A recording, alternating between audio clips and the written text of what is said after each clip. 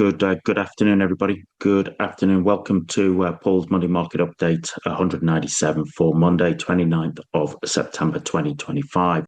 As always, you're very welcome here, but just remember that you're always responsible for your own trading decisions. This is UBS, okay, the Swiss bank. Why am I interested in these? Well, if you look at most of the banking stocks, especially the American ones, but quite a lot of the European ones as well, and elsewhere, they have had a good run. Okay, they have been in strong trends. Okay, from the let's bring up the old drawing tool here. From that kind of Liberation Day sort of lows, they have been in a great run. Okay, pretty much across the board. And that's great. I'm a bit old school in terms of if you're going to have a good run, you probably want financials as part of it. Okay, as a kind of giving you a bit of a bedrock. But interestingly, UBS, what we had seen is, here we are up at kind of the $40 level, right? We did have a little bit of a gap up, but then what did we print last week? That is, some would look at that as a bearish engulfing candle, and you could do.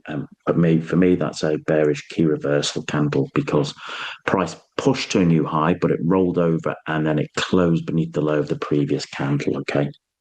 These don't happen anywhere near as often as you would like, certainly on the kind of weekly charts. And so when something prints like this, all right, then I start to take interest. Now, admittedly, the old English saying of one swallow doesn't make a summer. One bearish candlestick doesn't mean the end of an uptrend, all right?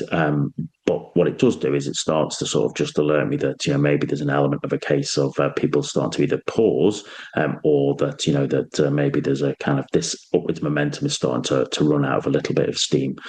What I've generally learned with key reversals is good key reversals at the end of trends. If they are not the top is nearby. Okay, it could still push a little bit high, but generally what I've found is that good bearish key reversals at the end of a good trend.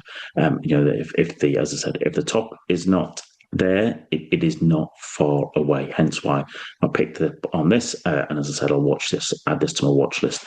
Wouldn't surprise me if we kind of drifted down, all right, into that 40. And then I'll be looking to see, can 40 act as support? Maybe it's 40 and we bounce off it. Okay, well, I'll adjust accordingly. Okay, but if 40, 40 collapses, well, that starts to get me interested even more. So as I said, that's just on my watch list at the moment.